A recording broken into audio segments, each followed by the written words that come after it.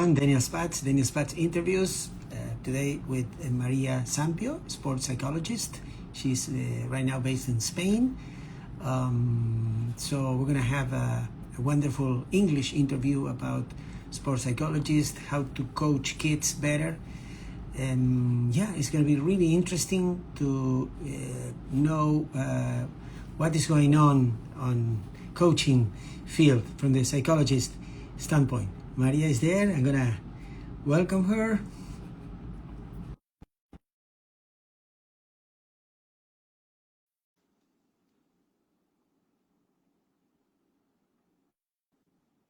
Good morning. How are you doing? Yeah, good evening, good morning. Yeah, good morning. No, yeah, for me still good morning, for you good evening. Yes, true. Yeah. I don't know from where the people are watching us, so I believe just good, perfect time of the day. It's a good day. Yeah. Thank you so much, Maria, for joining my podcast. Thank you, Daniel, for inviting me. It's a pleasure. It's honor to be here with you today. Thank you for having me. Maria, I have a nice list of questions. I was very focused on being right into the point. We discussed already a few things privately, but before we go to the topics, tell us about your personal life, whatever you want to share about your life, your childhood, why you moved to this profession, what do you do, sports, family, whatever you want to share with us. Okay, so it's completely fine if you ask me additional questions about my private life, about my family, so please welcome. I would start that saying that I was born out in the family of a professional Soviet sportsman. He was a short track skater. So, and this, of course, influenced my childhood a lot. So in the way that I grew up, in the way that the values that I started to have, in the values that who I am today, also everything has been, I think, influenced a lot by my dad.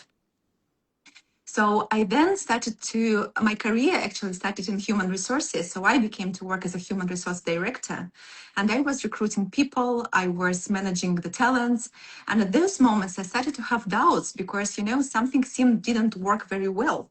Because people who are coming to the interviews, they are like lacking some skills. And by skills, I mean, for example, time management, about adaptability, about the way that they can manage their emotions, especially frustration. So I started to be interested in working with the younger generation to understand from where the problem is coming. And like this, I came to high performance coaching. And like this, gradually, I came also to coaching kids. And like this, I came to sports psychology because I understood that business is very much based on sports psychology. We use a lot of metaphors in business from sports. We always say the words game, we always say competitors, we always say we put the goals, we put the targets, so it's very much like sports. And I was lucky, and I'm continuing being lucky by working with people who have some professional sports background. I'm surrounded by people from sports. Every day I'm on the courts because I'm the mom of two young boys. And they start to play tennis, and they're extremely happy with it. My husband also did football, and then he had a trauma, so unfortunately he had to stop playing football. But he continues doing sports for fun and for himself.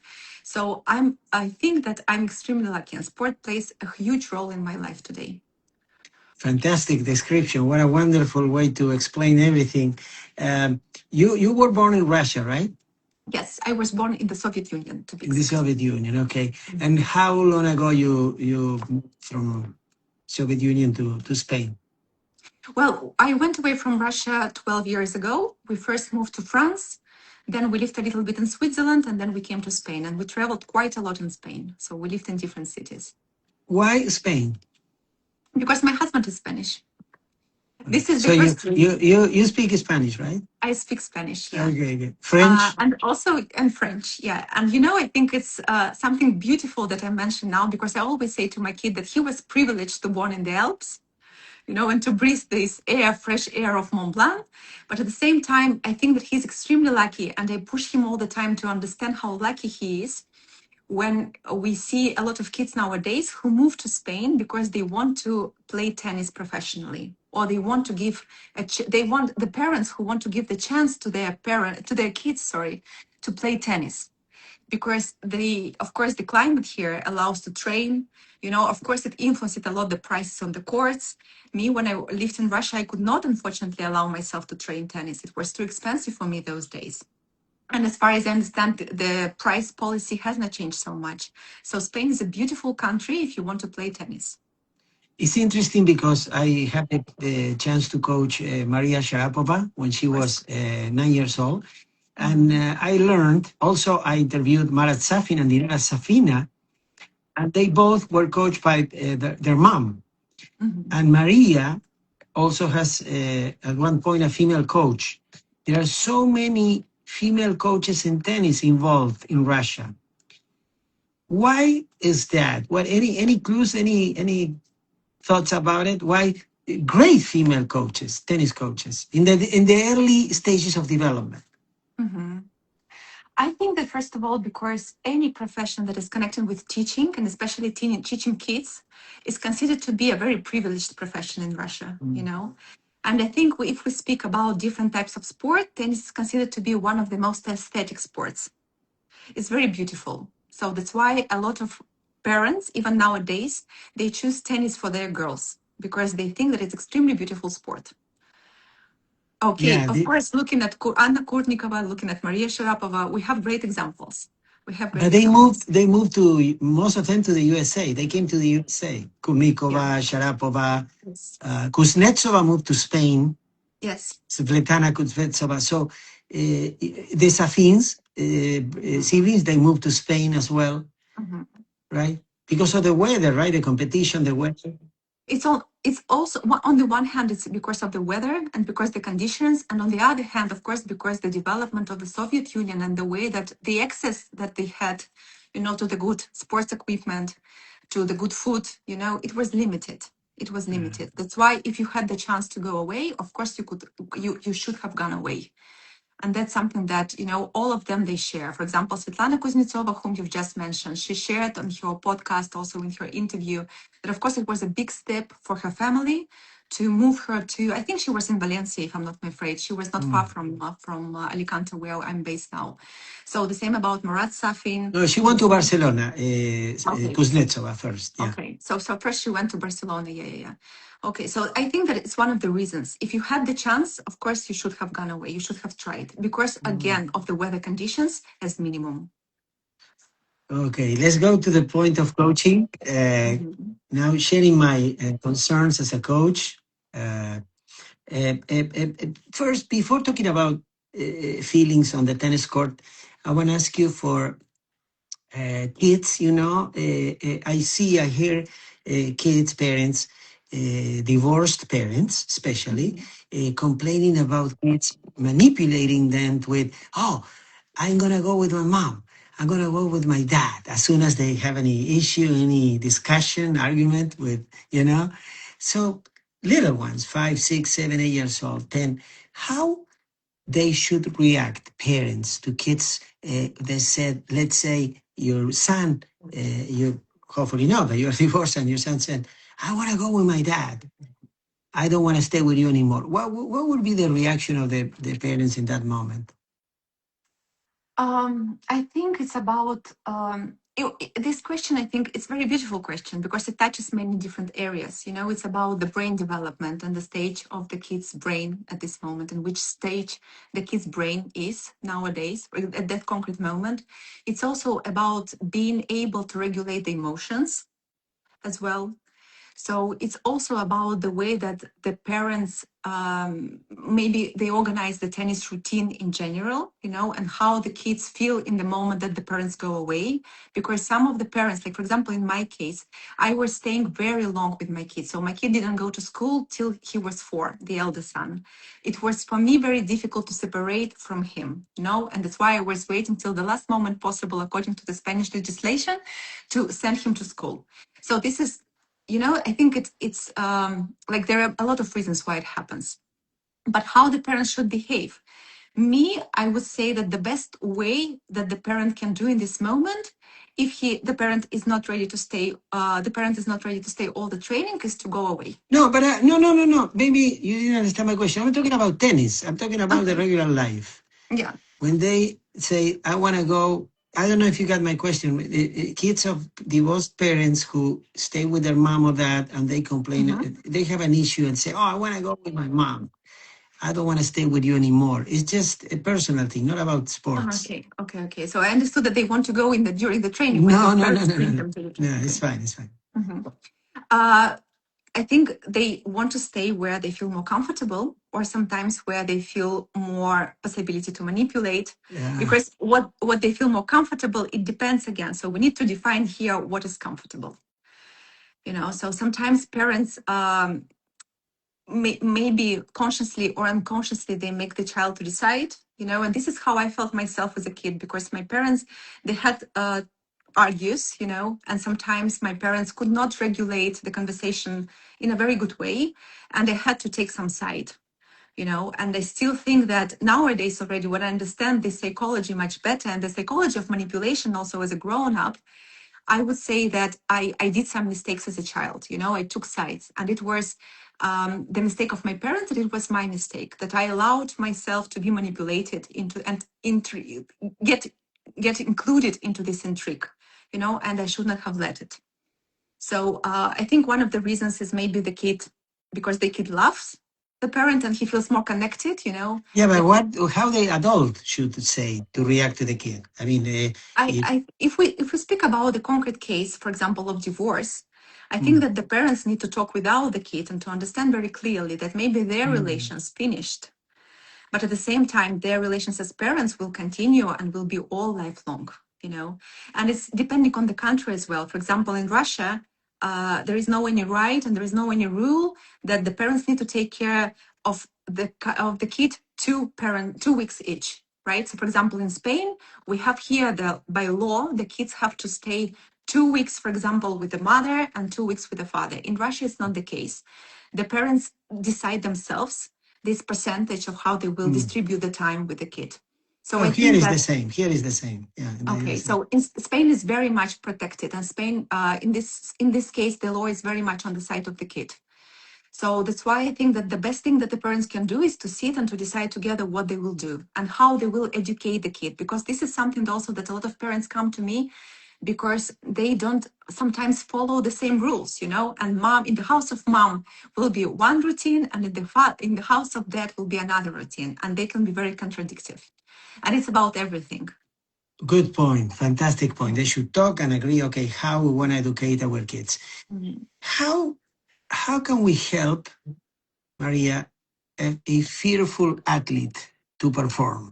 Because it's happening. We all have athletes are fearful, to hit the ball, talking to tennis, Mhm. to swing, and therefore they play with fear of missing. So what will be the best way as coaches to help them to, is possible to overcome that, or you're going to be fearful your whole life?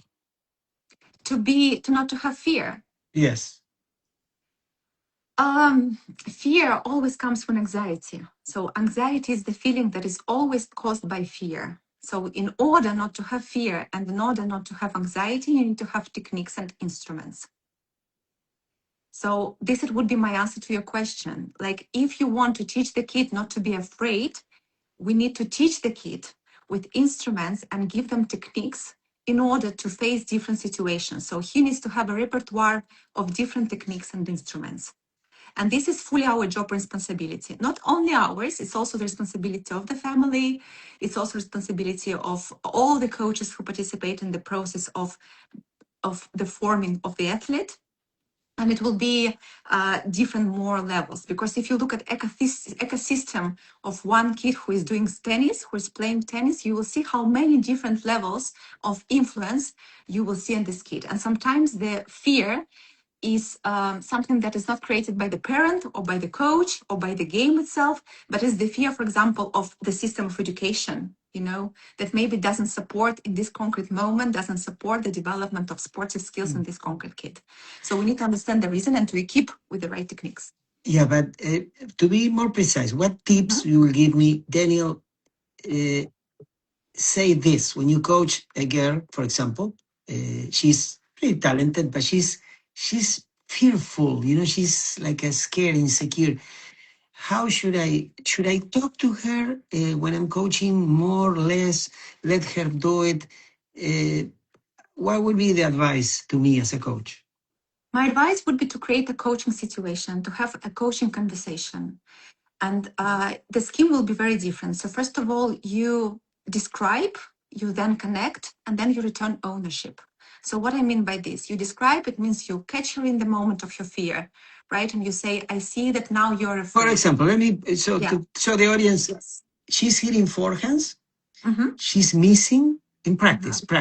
Mhm. Because I see her with fear, I can see her face or his face. What should I tell her? So you first of all, you stop her in this moment and you say, okay, for example, Kate, Kate, I see that you have some fear, right? So now you recognize the feeling by saying this. So then you say, okay, so now let's breathe in and we breathe out and I give you 10 seconds, just breathe. Okay, so in this moment, we stop the brain activity and we return her to here and now, and we return her to conversation that is happening right now. After that, you connect with her. You say, okay, what is going on here? What do you feel? What is happening?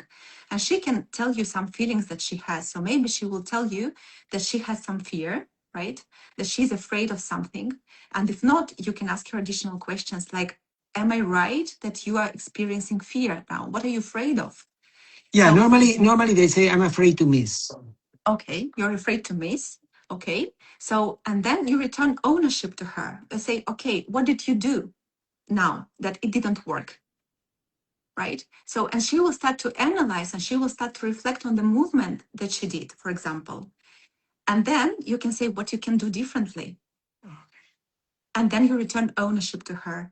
And this is actually the best kind of feedback. When you mean ownership, what do you mean ownership? By ownership, I mean that the kid will be always responsible for the actions and for decision that he takes on the courts. So it means that step by step, we will make our learner, in this case, coachee, we will make him more and more autonomous for taking the decisions.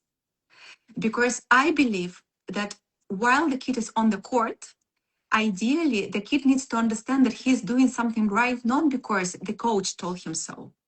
But the kid needs to start to think that, okay, I understand that I did it right, even if my coach didn't tell me that I did okay. So he starts to be more and more autonomous in taking the decisions. And this is one of the most beautiful things that we can teach the kid on the court, to become more autonomous. Fantastic. How old parents come to me with 3, 4, 5 years old children and said, Coach, how old should I start my kid in tennis? Because sometimes they bring 3, 4 years old, and kids are little ones. What, according to you, your expertise, what is the best age to start learning a sport skill, any skill, but in sports, related with sports? I think that we should reformulate the question. I think that the better way to ask this question is not when it's better to start some sports activity, but what kind of activity will be appropriate at this concrete age. Perfect. So, and for this, of course, depending on the age, we will choose the type of activity that fits developmentally the kid.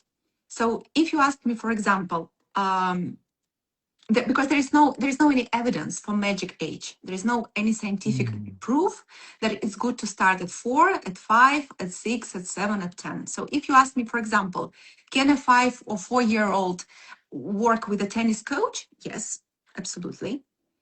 Can he have some private classes?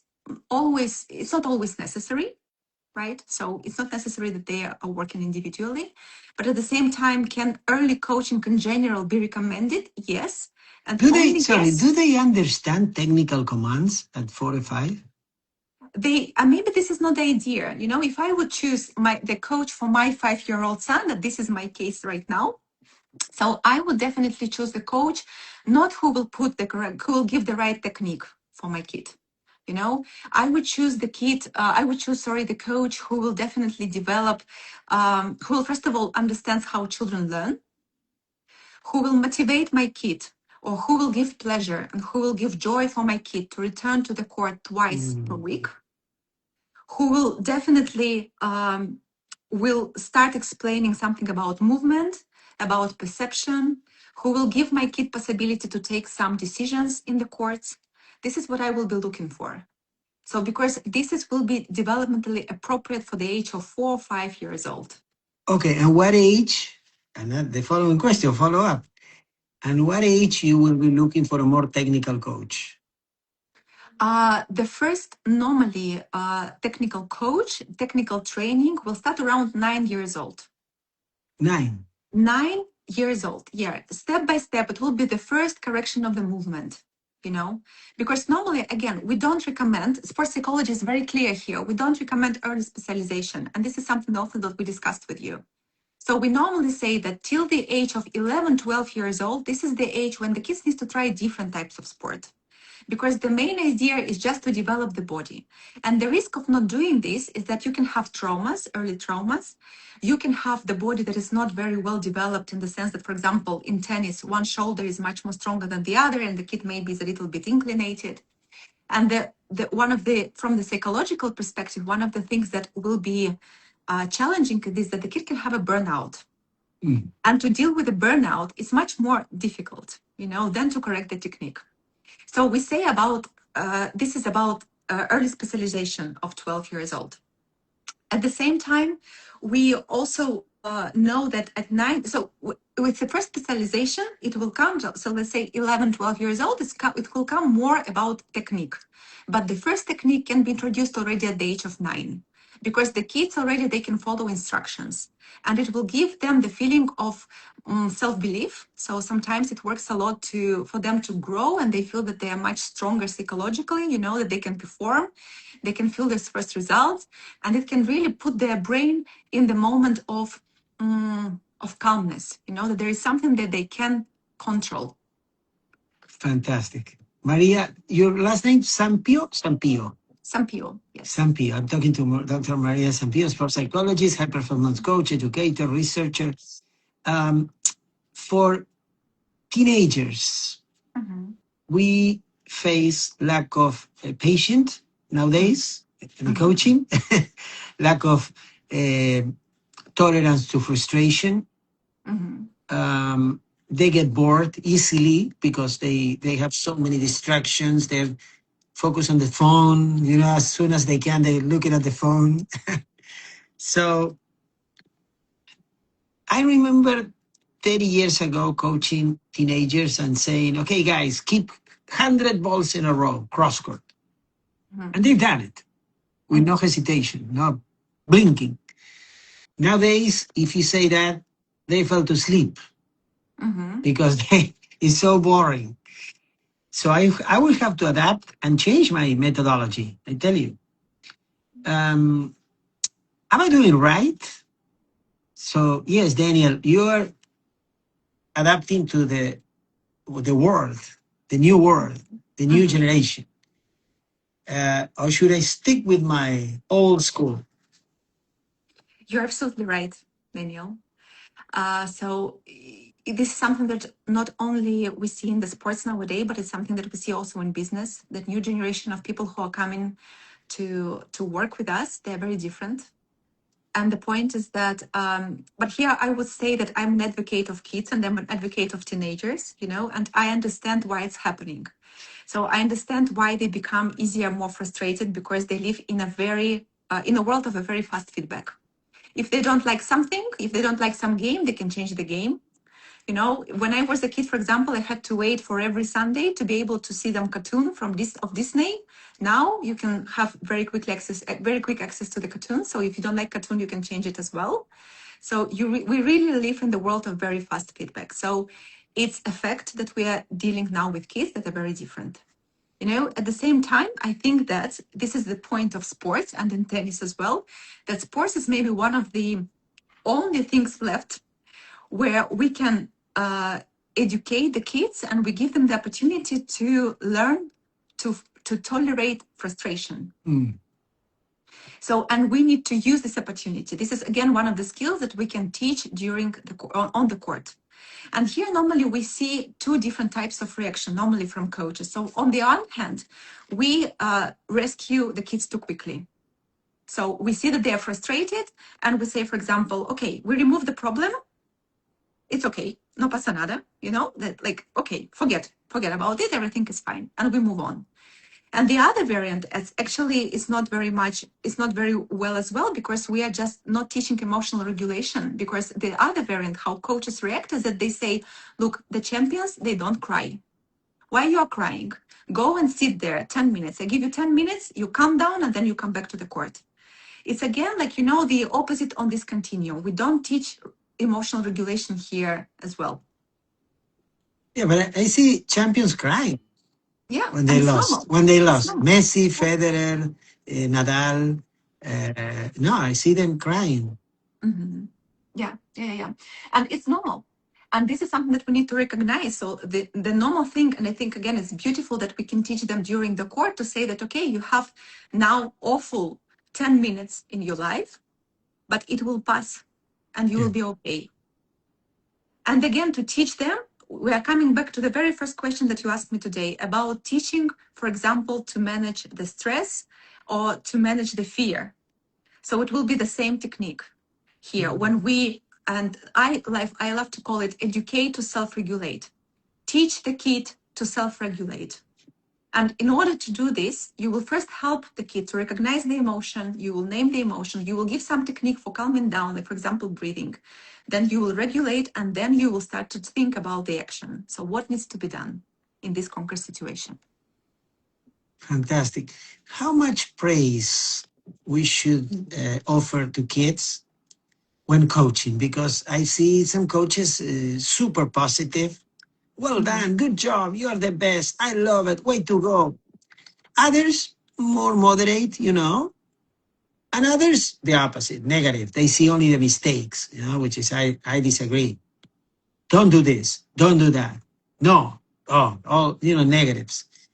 What is the perfect balance for you, Maria, about effective coaching? I'm talking about kids, right? Between, maybe 8 and 12, 14. I think it depends what type of praise we are talking about.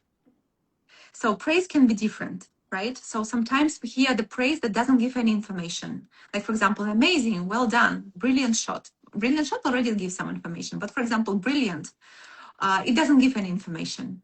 So this, and here I would like to define what is praise. Praise, it's actually an instrument, right, that will reinforce some behavior. And we would like that something happens again. Right? So when we speak about praise, then it's something that should give the information, and this is the best thing that can happen.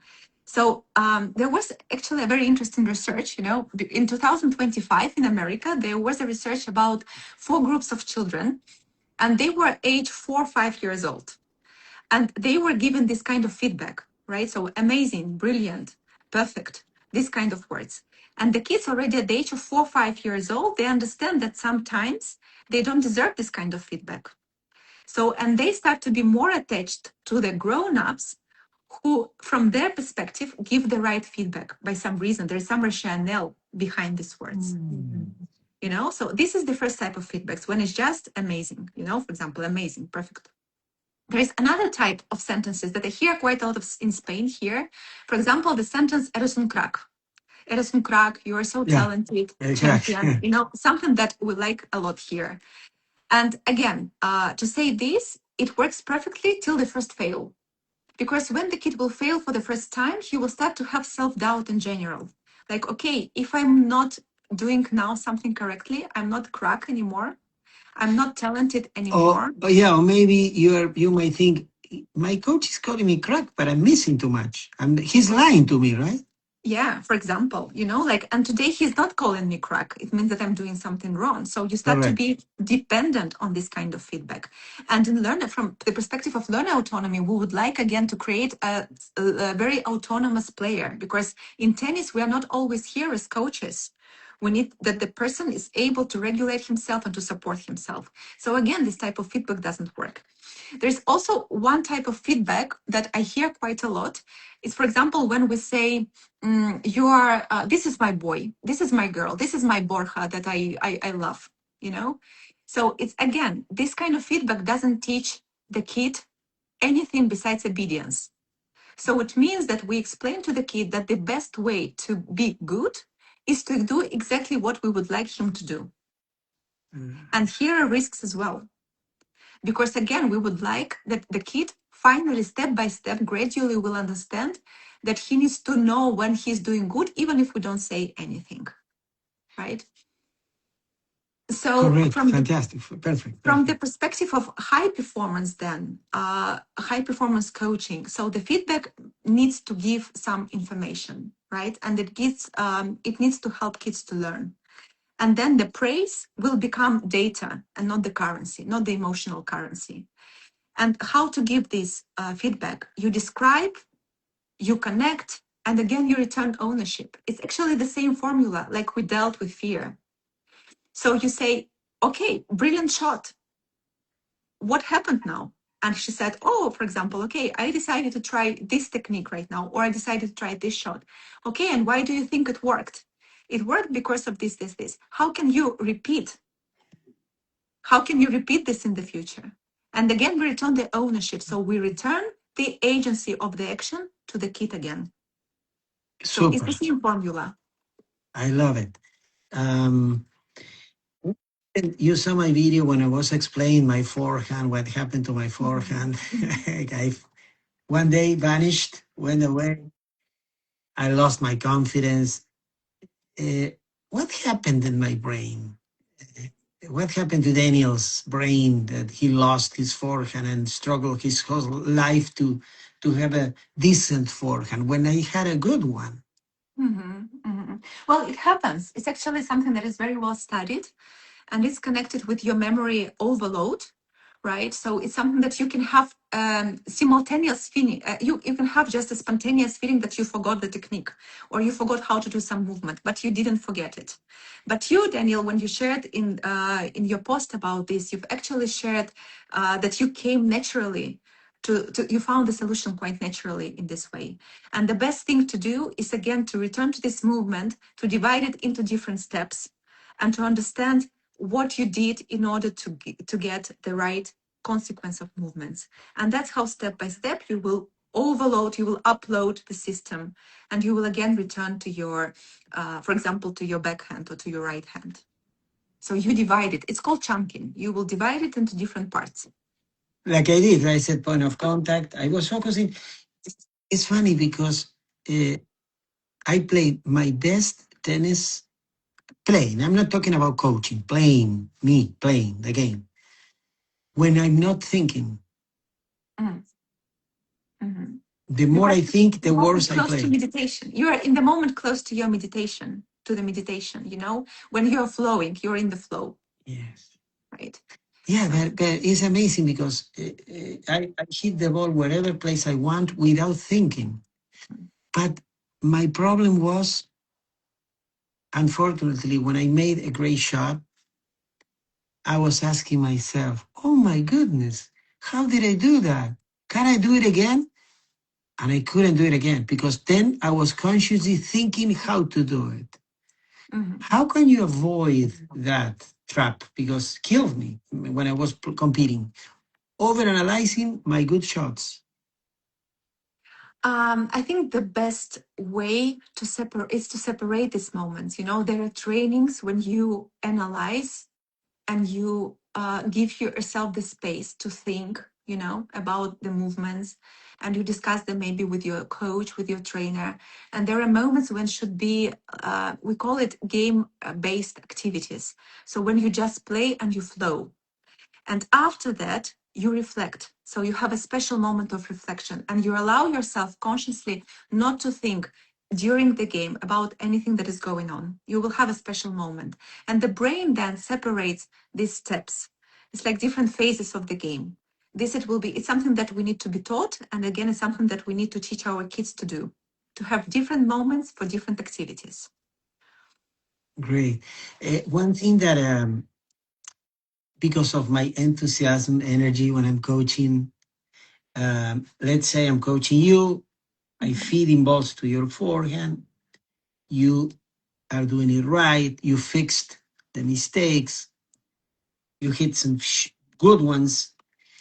I stop and I tell you, Maria, well done. Now you are really going through the ball and you're following through, blah, blah, blah, blah, right? I feed another ball and you miss. Mhm. You start missing. So should I say nothing when the things are going well? Sorry. Bless you. Yeah, thank you. Um, I think it depends. I would definitely, if it continues with, if it's one ball or two balls or three Yeah, balls, it's okay, you know. But after, you can still again create a coaching moment on the court, and you would say, you would ask again, what is happening? What do you think is happening?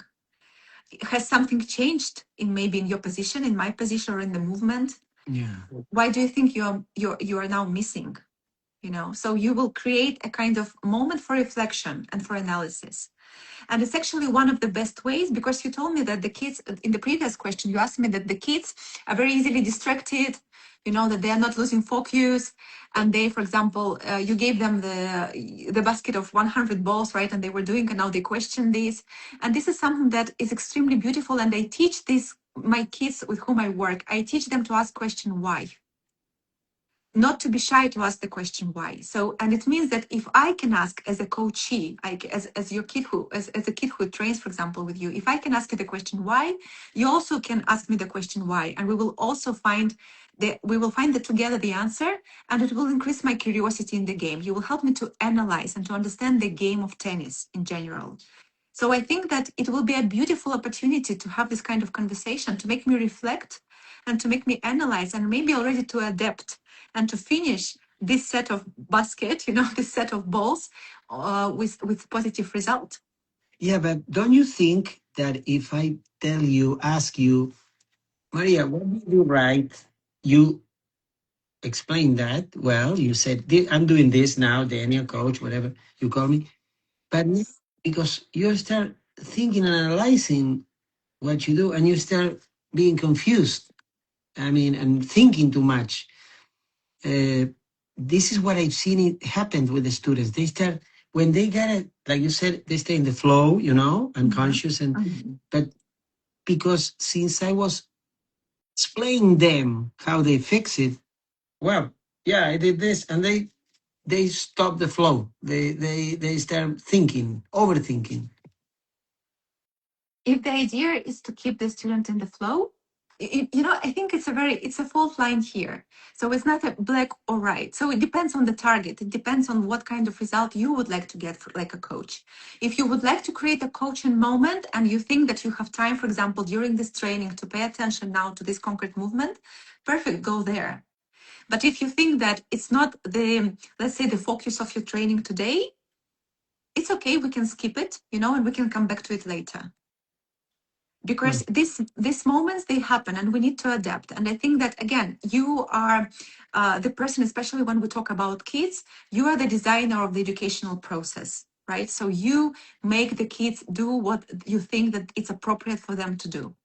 So, and you design the idea of the training. And if it's something that can really become a point and the central part of your training, perfect, and maybe it will be something that they will learn with you today. Great, great, very clear. Um, why some athletes uh, are able to manage the emotions, the pressure well better than others? Most of the athletes fail. I mean, very few make to the top, you know. World champions, gold medalists. Uh, why these guys are different? Because everybody trains, everybody has, you know, coaches, sports psychologists, nutritionists. They run, they go to the gym, they do their homework, but very few are able to win. Mhm. Why is that? Is something inborn? Because I found, if I will have the formula, I will be rich, right? I will have all the champions in my team.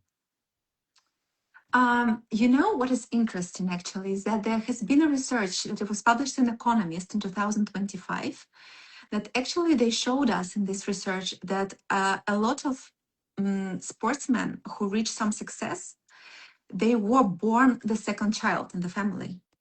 Were the second child? The second child in the family. They were the youngest in their family.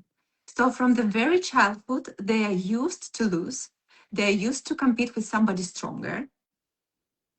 They're used to frustration, and they're used to cope with this frustration. And this may be the first reason, and one of the reasons for some of the athletes, that they from the childhood they know how to compete and they know how to lose, and they know how to cope with it. There How are about actually how about with the one who is the only child? the only child. I think that I don't know what is about their only child, but I know about the first kids. So about the first kids, in the other research, they say that the first kids are better economically, so they earn more. They very frequently they become teachers and trainers because I think of this teacher effect, right? That they have to explain to the younger one and to take care of the younger one a lot of things. So and they become more successful in academic studies. The only So child. the first babies in the family. So they become better in academics, for example. They become better because maybe again they have to explain a lot of things to the youngest ones. Yeah, but how about the people who has only one kid, only one child, only one? I'm not aware of this kind of research, so Yeah. what it says, but I think that we know that coping with depression again or coping with some negative emotions is something that depends on the character as well. So you know that sometimes people are just more in generally positive and they have positive attitude. But also, I would not say that it only depends on the character. It's definitely the skills that can be taught, and again thanks to sports because we can have and we can create this minimum dosage of frustration, and we step by step we learn the kid, and this is something that happens in different types of sports, not only in tennis, but we learn the kid, we teach the kid to cope with frustration. So that's why maybe sportsmen, of course, the best of the best become the leaders of the spheres and of the sports. They know how to do it better, they just manage, they learn to do it better. How can we teach players to train pressure in practice? Can you give me some example? Yeah, I mean, pressure. Everybody talks about pressure, but how can I teach pressure in practice? Because the pressure is not the same. You're not competing, Mm. right? What can I do to help my students? I can create drills. I know 10 balls in a row. If you miss, back to zero. Create scenarios when they have to deal with pressure, but it's not the same pressure that the competition. Honestly, it's not the same. I have students who go through practice brilliantly. They shine, but they fail in tournaments. Mhm. It's possible to teach pressure in practice, training. I would say that it's possible to teach pressure in practice only in these reflective moments. So, through high performance coaching or through coaching techniques, so creating these coaching moments. And especially, it's very good to know, for example, to what I see that it works, for example, is when the kid goes to competition, right?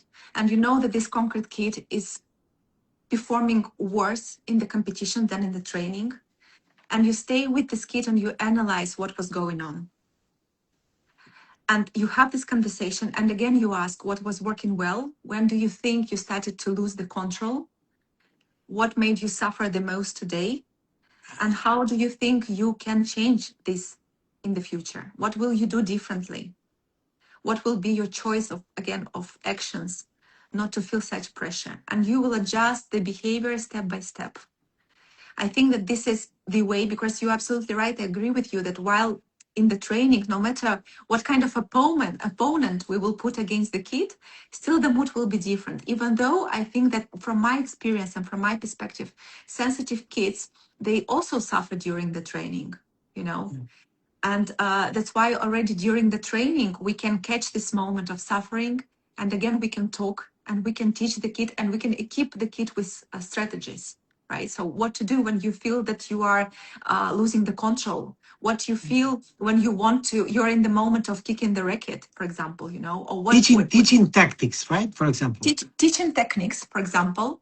And tactics also. Tactics to play. uh, Play cross court if you're nervous. Say, for example, that there are moments how you can save yourself. So that will be coping strategies, right? Or for example, that if you feel that you are very nervous, so you become nervous, right? So one of the things that perfectly work with the kids, I ask them to always look in the right point of the net. So this is your point of the control. You always look in the right point of the net because it's always there, and it gives you the feeling of calmness, stability. There are kids who start to count the squares right in the net of the racket, for example. There are kids who, for example, tell me that it helps them a lot to imagine a character from a favorite computer game on the court next to them. And they will think that they are not the same, they're together, Or for example, there are kids when we talk with their parents, we create some word that will be the secret word. And it can be any word, but when the parent says that word to the kid, when the parent understands that the kid is losing the control and he feels too much pressure, it will be a secret word. It can be tomato. You say tomato and the kid switches on. And it will be a signal that something is going on because the kid still has sometimes problems of recognizing the emotions. So to come back him to recognizing the emotion, we need something from outside sometimes. Fantastic. And now we have less than 15 minutes. The time went so fast. It's really very enriching experience for me listening. Thank you so much, Maria. Thank you, Daniel. I hope you're enjoying.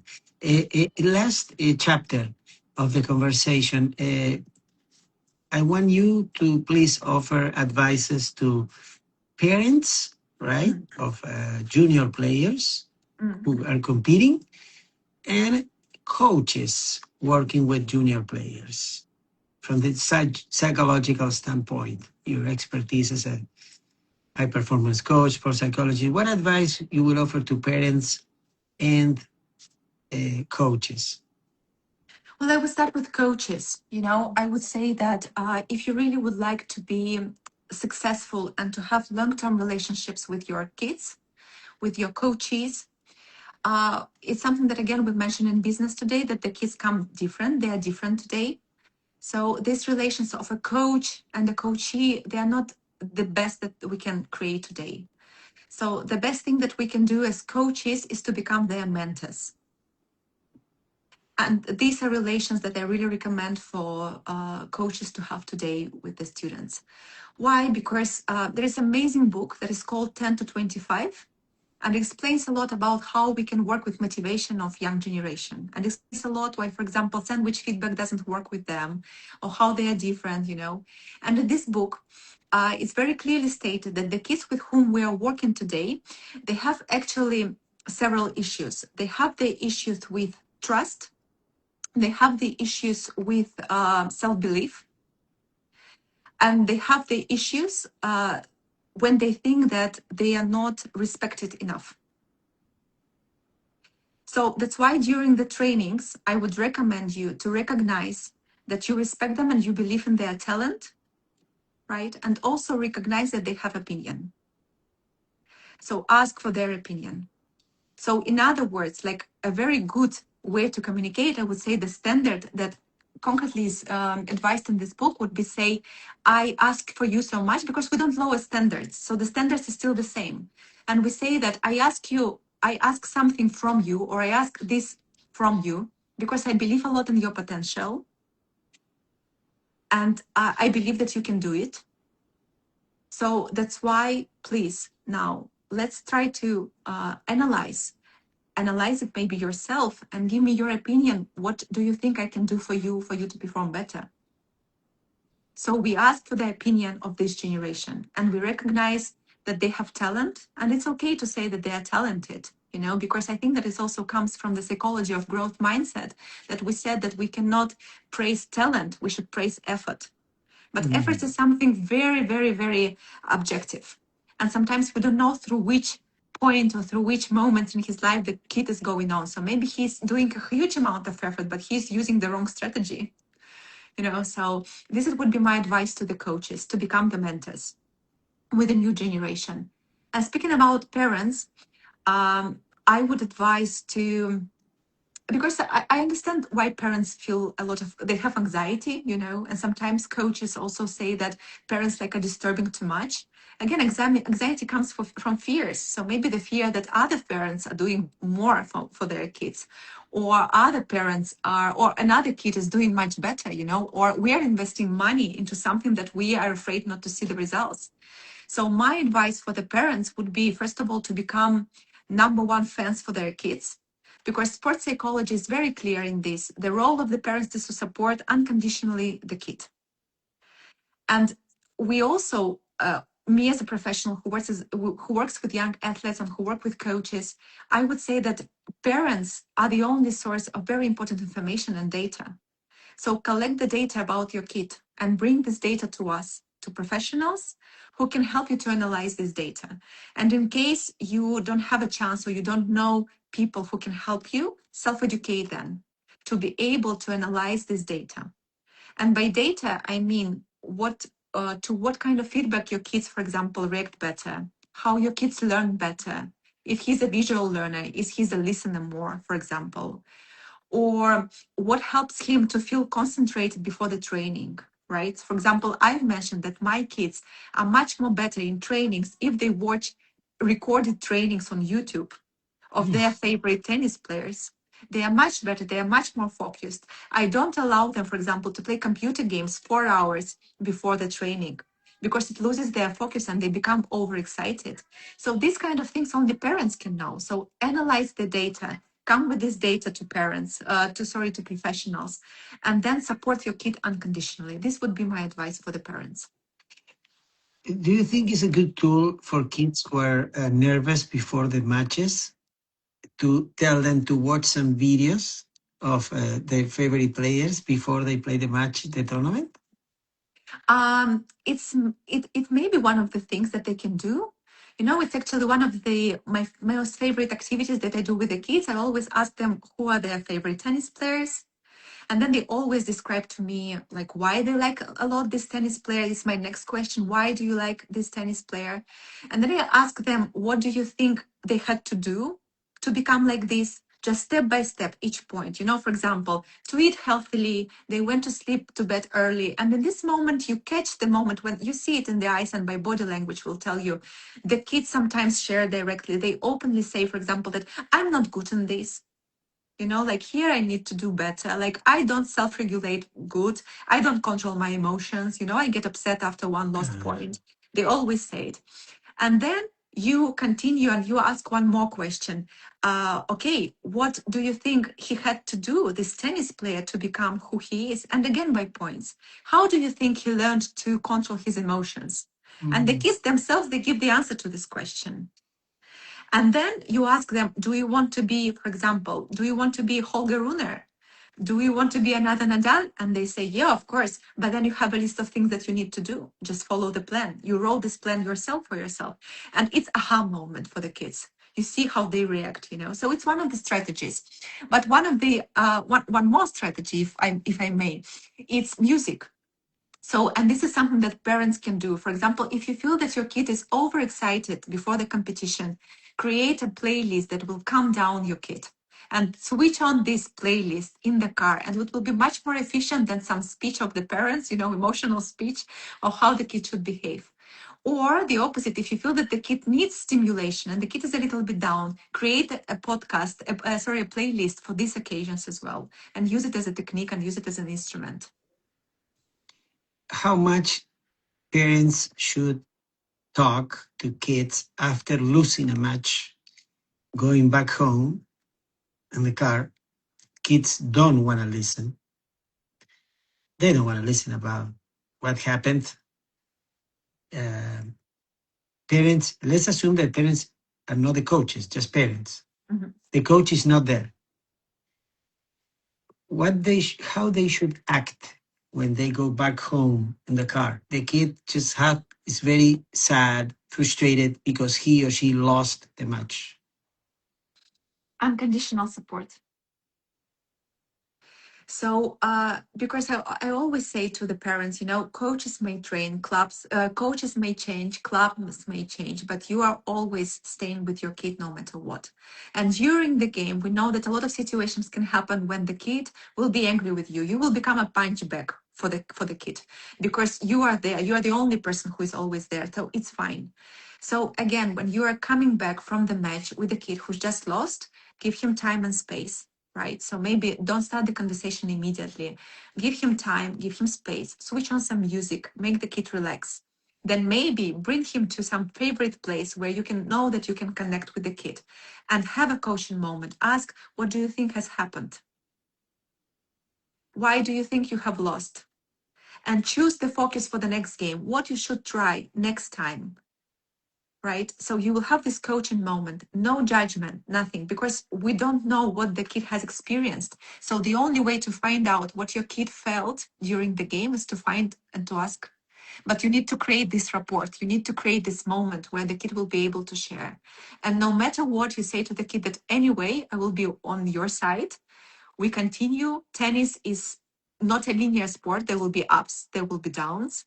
And I always ask I had an aha moment with my own kid when he lost and he was very upset. And I asked him, if you have won today, what would you learn today? And he said, I have just won, I would win and that's it. And I would say, okay, and today you lost. So what did you learn about yourself? And he said a lot of things that I need to improve this, I need to improve this, I need to improve this. You were right that I had to eat 1 hour before, so it's a full analysis. And again, we hit the Maria, most. sorry, but who should ask that question, the father or the coach? I think that it's okay if the father also asks this question. What do you learn from that loss? Yeah. Okay. Yeah. But not going through technical stuff, right? Because that's a Yeah, coach absolutely. job. No. What you have learned, yeah, what we will learn. We are the team. What we learned today. And you can recognize that maybe you did something wrong, like, okay, maybe I need to remind you, because we know that the child, again, if we talk, for example, about 9-year-old kid, we know that their brain, for example, doesn't have capacity to remember the list of things that he needs to put into his bag. Still no. So I had to remind you to not to forget your sunglasses. Next time I will do better. Or let's create together a checklist that we will put on the wall, and you will, every time when we go to competition, you will tick the boxes to know that everything is collected. So it's fine to have this, because coaches, in fact, we have, in the best of cases, only 6 hours of contact with the kid, right? And some coaches tell me, in the private conversations, I'm not paid for this. The parents want technique from me. I'm not paid to have these conversations. I don't have time for this. So somebody needs to do this. And if parents don't do this in school, because I can talk a lot about schooling and about the educational system, they have sometimes very different and contradictory perspectives on what we are doing on the courts. They will not maybe give this advice, unfortunately. So parents, why not teach the kids how to learn? Teach them. Yeah, and last question for you, doctor. Should we ask the player as soon as the match is over, assuming that they lost, right? Let's put the name Alejandra. Alejandra, uh, would you like to talk about the match now or later? Should I ask her that question or waiting for her to tell me to talk about the match? No, you can ask. You can ask as soon as you give the choice. You can ask, because you give the ownership, so she decides Perfect. herself. She decides herself. How quick should I do it right after the match? As soon as we get to the car, or just after playing music, after leaving her, the space that you mentioned before? You can always say that as soon as you're ready for conversation, I'm here. Perfect.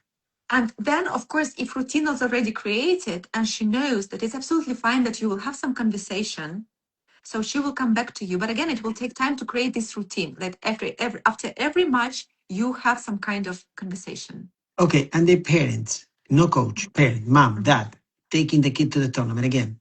They get to the car. They are upset because the kid lost. The kid is crying or complaining. Should the parents say nothing in that moment? Just drive, play some music, nothing, right? Mm-hmm. No, they can. I think that it's good if the kid is crying to recognize the emotion. Like, I know that you're sad. I understand that now you're crying. How can I help you? Do you want I help you right now? Do you want we talk right here, right now in the parking? Perfect. So, and the kid, for example, will answer because again, we give the responsibility and we give the ownership of this conversation to the kid, and the kid decides. And you propose somewhere. Would you like to go to discuss at home, to talk at home? Would you like that we have a stop somewhere in a small restaurant and we talk? So be sure that you will have this conversation. This is the most important, and support the kid in all of the steps. And not, of course, saying, for example, I see, oh, you always miss, you always lose to that person. What are you doing? You did it again. No, right? That's the worst thing to do as a parent. I It see is. parents doing that. It is, unfortunately. And it's something that I would like also to protect the parents in this situation. You know why? Because I think that parents, they just don't know how to behave. Nobody educates the parents. And this is, I think, something that we, like professionals, like sports psychologists, like high performance coaches, we could contribute to this environment. We could make the meetings with parents and explain the things. Because all this behavior comes because of lack of knowledge. The parents don't know how to, and they have their own emotions, right? And they see the kids suffering, so that's why they suffer as well, and they suffer even more. So it would be great if we have some opportunity to work with parents. So that's why I always say also, I don't only coach kids, I also coach parents, because Fantastic. the parents need to be coached. So it's our job as coaches to educate the parents too, right? To talk to them. If you have the opportunity, yes. If not, delegate this job. There are No, I mean, specialists. I do it. You know what I do that? At the beginning or at the end of the lessons. Mm, If I see the parents watching them, standing there watching the lesson, I stop by to them to tell mhm, them, no, look, this is the moment, blah, blah, blah, blah. And they like it. They like it because they feel respected, you know. I don't want to make them feel bad. Uh, of course, I don't allow them to be involved in my lessons in terms of technical advices. No, no, no. This is my job, my office, my mhm, time. But at the end, I said, look, let's tournament, just do this and that. Because, and some parents, I tell you, don't listen. They don't. Others, they do. mhm. What should I do with the parents who don't listen? I will say then, I will tell them, find another coach. Mm, no, I would not be so like, no, no, I would not be so direct. It's not necessary to find another coach. I still think that it takes time to educate, in general. Okay. Education always Yeah, but takes time. they should be open-minded. They should be open-minded, of course. And that's why I think that the parents in general, they need to choose a coach whom they trust. And if you choose a coach and if you choose a club, you're responsible for this choice. And for this also, I'm coming back to the previous answer, they need to collect the data. Because when they collect the data about their kid and they know what kind of coach they would like for their kid, they choose the coach and they choose the club and then they delegate this part. And they trust and they respect and they are really open to the feedback. And also you, for example, as a coach who works with parents, you can ask for the feedback, like, did you try? So continue this coaching moment, continue coaching parents as well. Did you Correct. try this? Did it work? Like, for example, and how did you react? Try next time, maybe to try this way, to talk to the kid this way. So ask for the feedback and make them, interested in what is going And on make them accountable and accountable. Exactly. and have the ownership of their actions. Absolutely, absolutely. The formula of this conversation today is to give their ownership. Yeah, because I want to be clear that parents, they have a huge role and they have a huge amount of job. And it's not about technique and it's not about controlling what the coach is doing. As soon as you choose the coach, delegate and be calm about it. And if you feel that you are not calm or you have questions, ask why. The most beautiful question in the world. Why what is going on in the court. It's absolutely fine, right? Would you feel sad or would you feel frustrated or angry if somebody asked you this? No, I don't think that you would feel so. That's Exactly. why. That's why. Maria, thank you so much. I had an amazing time. I learned a lot. I'm going to apply those tips to my coaching Thank you, Danielle, for having job, me. and I It's been a hope that you pleasure. had a good time. Thank you so much, Daniel. It's been a pleasure and honor, and I hope I was useful. It was fantastic. No, better than I thought, because we went through navigating to different topics with follow up questions and other topics as well. I'm going to upload that later or tomorrow in my YouTube channel. And but in the meantime, I'm going to share with you this in our Instagram. Perfect. My Okay. pleasure. Hope Thank to see you soon. very much. I hope one day we have a personal conversation. Thank you so much. Good luck Daniel. to your kids. Have a nice day. Bye bye. Likewise. Take care. Good night. Bye bye. Bye everyone. I'll see you next time. Bye.